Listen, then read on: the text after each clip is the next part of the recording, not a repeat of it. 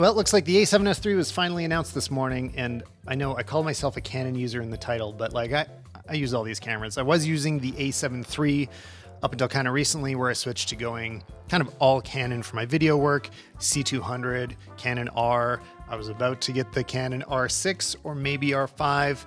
Let's see what Sony has to offer.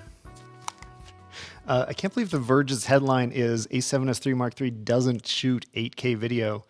Yeah, who cares? I want to see what News Shooter has to say. I've been trying not to follow too many of the rumors because I feel like that kind of spoils it.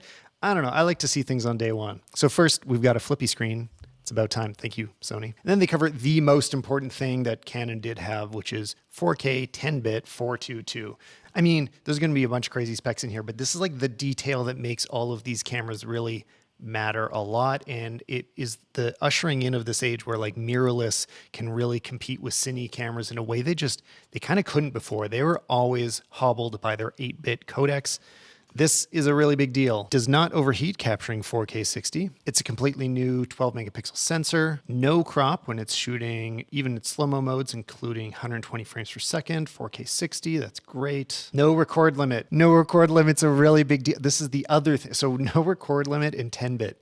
This is making it a cine camera. Phase detect, autofocus. I mean, Sony was already doing a good job at autofocus. I bet this is going to kill it. Best in class EVF. I didn't even need that, but cool. And a whole bunch of codecs. So it's got this new CF Express Type A card slot. It's got 2 card slots, and both of them can take either SD or CF Express. And I did not know that was an option. I didn't know to even hope for that. But that's really cool. I mean, it's going to be able to have the benefits of those super fast cards, but you're not forced into upgrading to it. Okay, enough of that. Let's watch and see what this thing can do. Knock, knock, knock. And this just might be the camera that does it all, but let's start with the fun stuff, shall we? 4K, 120 frames per second, looks so good. Oh, wait, 4K 120, amazing. I'm starting to get the impression there are very, very few compromises on this camera. I just realized I'm watching in Safari. I can't even see the 4K. Oh my God, I'm plugged into Ethernet and I'm only getting... It's nice, it's sharp, it's crisp, it looks awesome. It's amazing to see this kind of picture quality coming out of a small mirrorless camera like this A7S. And if you want to get really crazy with it, 240 frames per second at 1080p. What? You definitely notice a little bit of loss in resolution, but it's still plenty usable in my opinion. And at 240 frames per second is where you really start to see all the little details. I mean, so far, I've only been able to shoot 240 on my iPhone, pretty much. So this would be nice. So that is amazing. I mean, I can't even get that out of this FX9. I have it in S-Log3 in 10-bit 422. This mode should give us quite a bit of dynamic range to work with. So I am the shadow, but all this is bright, and I should be able to recover a lot of this in post. And all this, the lighting's terrible. There's just shadow and bright areas. And this is really a good test for the... This is a huge deal. The fact that now S-Log3 is actually usable because of the 10-bit. So the problem for me with the A7 III, the reason I felt like I had to move away from it is just too often I'd end up grading the footage and it would fall apart. Like the colors would get super weird and I'd get banding, and it's because those log profiles were just not made for an 8-bit camera. I think we all know that by now. Other people were using HLG, which I tried for a while, and that also looks super weird with the colors. So there was not that many options to get a ton of dynamic range and nice colors out of the Sony, even though, I mean, it does have color potential, but you had to work with it a lot. The fact that S-Log3 can just look good out of camera, that's a big deal, and it's really missing from the Canons, because even if you're shooting in RAW mode using the R5, you still can't access those really wide dynamic range log profiles like C-Log3 or C-Log2. That's what I want to shoot in, but Canon's not letting me. And we're back in the studio. The footage you were watching is just S-Log3, and I just slapped an S-Log3 LUT on there. It looks pretty good, but of course, we still have a lot of playroom because of this 10-bit. And what I'm really loving is the amount of usable information in the shadows, which is great. When I was color grading this footage, it felt very comfortable. You have space in both the highlights and the shadows to work. Those colors look great. Like, they look really good. We've always complained about Sony colors, and Sony told us they're working on it. They did it, like the FX9 was already on the way there. they brought that color science to the A7S III, it looks like. R. Now, EOS R isn't the newest Canon camera, so this is kind of an unfair comparison, but let's check this out. Here's exposed. Now let's go a bit underexposed with both cameras here. We're not looking too great. I'm gonna try to bring up the exposure there. We're way under, and it doesn't look great. There's definitely noise here, but we've been able to recover a decent amount of info on Sam here. I'm gonna go ahead and try the same thing in C-Log on the EOS R, and just, yeah, look at that. Not even close. That's amazing. I want to see this compared to an R5 or an R6 though that are recording in 10-bit. Are they able to recover a little bit more from the shadows? One thing I really loved about the A7S III was how much detail that you can actually use in there. Like, look at this, it's still noisy, but it looks somewhat okay. On the Canon EOS R, not even close. They both tend to do a pretty decent job in the highlights, although the Sony definitely does have an advantage. I think Potato Jet's totally underselling it. He's saying the A7 has an advantage, but like, look at the curtains. They exist on the Sony, and on the Canon, they're just gone. So much of this, again, it's that ability to have like a full cinema log profile, which the Canon just doesn't. Like, Canon log is the most basic kind of log. It just has less stops of dynamic range. This is a really real advantage. Let's see what Gerald has to say about this. Let's get on. If you don't already follow Gerald, he'll do the deepest dives on these cameras. I really appreciate how in-depth he goes. I always uncover new information in his videos. The Canon R5.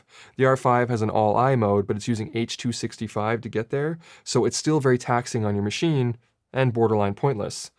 But I tested 4K 60 for over 2 hours in 32-degree summer weather here in Canada, hand-holding the entire time and continuously recording with autofocus and stabilization, and it didn't even give me a warning. The only reason the test stopped is because the battery died. Okay, overheating is a huge topic that, we hadn't worried about it for a while until the Canon started to do it. I released my Canon R6 video a little while ago, and my experiences with the overheating was that it was never really doing it well. I shot with it. During the shoot of the video, it never overheated. But at the end of the day, the temperature in our apartment was much warmer. It would heat up a lot. And that's when I would get very small record times out of it. So I don't know. I couldn't go too in depth in the review because I didn't experience much of it. But I've been hearing more and more big problems with overheating on these new Canons. So I think people that planned on using the Canon primarily for video are getting a little nervous now.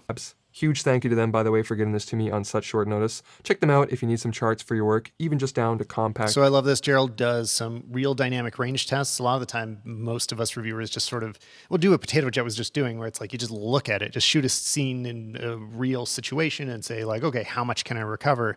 This is a real test. And I never trust the marketing speak of how many dynamic range stops are available on a camera because it usually doesn't translate to real life. Gerald understands that. We get a dynamic range of a usable 13 stops, which is incredible. That's right up there with the C500 Mark II and C300 Mark III, so cinema camera level. This is crazy. Like this is the stuff that completely changes the game. The 8K RAW that's available on the Canon R5 will not have all this dynamic range. If you stack it up next to a C500, the R5 is going to look worse. It will just have blown out highlights. And since I know Gerald just did in-depth reviews on the C500 and the C300 Mark III, I know that he knows what they really look like. So if we're going to be able to better match a Sony mirrorless to my favorite cinema cameras, which are the Canons, it's kind of bad news. I mean, that actually gets to the heart of what is so frustrating here and all the emotions that are going through me as I watch these tests. I really like shooting Canon, and I've really invested in the glass. We've been using Canon for years and years, and I wanted this next round of their hybrid cameras, the R6 and the R5. I wanted them to just be the everything portable cameras. Like right now, this is being shot on the Canon R. It's good. It's very good. It's still 8-bit. Basically, the advantages of it over the A7 III were that the colors were easier to make look good, but it didn't have advantages of dynamic range or of a greater bit rate, so it would still struggle compared to a cinema camera. Like, this can't really replace a cine camera. And it's looking like with the A7S III, if you're choosing between the big beefy camera and the small one, It's not even about image quality anymore. It's just going to be about the form factor. And we kind of said this before, like we've said this in the past. We're like, oh, it doesn't matter if you have a big or a small camera, but it wasn't really true because we were still recording in 8-bit and there was a visual difference. Like the small mirrorless cameras did look worse. You would not use them on a high-end film production. Looking at what's coming out of the A7S III, like this seems like it could match with absolutely any camera you want. Now let's talk about external recording. You don't really need it anymore like you did with the A7 III. The All-I codec is good enough in my opinion, and SD cards aren't as expensive as when I first recommended everyone get a Ninja for their Sony. I think it's likely that both Canon and Sony have all the technology available to make kind of whatever camera they want. They both really showed off in this generation. The problem for Canon is going to be that they really decided to commit to this hybrid route where you can buy the same camera for photo and video and it's going to do an amazing job at both. But that backed them into a corner for some reason where the camera massively overheated. And I think that's because of the oversampling. It's taking a 5K or an 8K image, and that takes up tons of processor heat. I mean, it's not the only thing. That's a big component.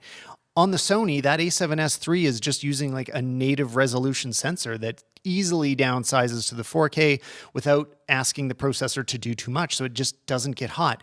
And so now their camera is able to be marketed as a no compromises option for video shooters. And then it's still good on the photo side. But then this ends up having real world effects for us. Like if you're a Canon shooter like me with all of this glass, like I don't want to go buy a ton of Sony lenses right now. I got rid of the few that I had when I got rid of the A7 III. So if you're, what I call a full stack creator where you are shooting stills and video and they both matter just as much to you, they both need to look amazing.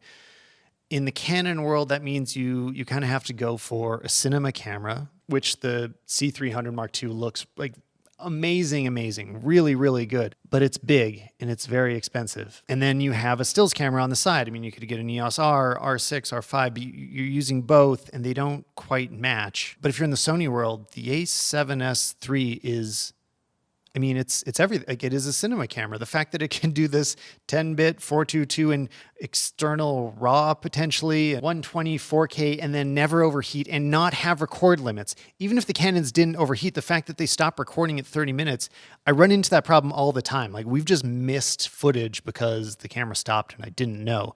Actually, on the MKB HD episode of the podcast, there's just a huge chunk of time that's missing from it that I had to remove from the video version because both of our cameras stopped recording at 30 minutes and neither of us noticed. Oh, Sony, why do you do this to me? All right, well, if you need me, I'll be crying watching more A7S III videos. But tonight, I'll be recording a podcast episode about it. Tommy Calloway is going to be on, and we're going to, I don't know, just cry over this stuff, see if he still wants the C300 Mark II. And by the way, does this make sense? I'm doing these like talking only videos where there's, I don't have to edit any B-roll and putting it on the podcast channel. I just feel like this long rambly format, this doesn't feel right for what my normal channel usually is. I don't know if these go well enough, like maybe I'd put them on the main channel, but I don't know. I just feel like they're different at this point, but you got to tell me. So do that down below. Thanks for watching, guys. See you next time.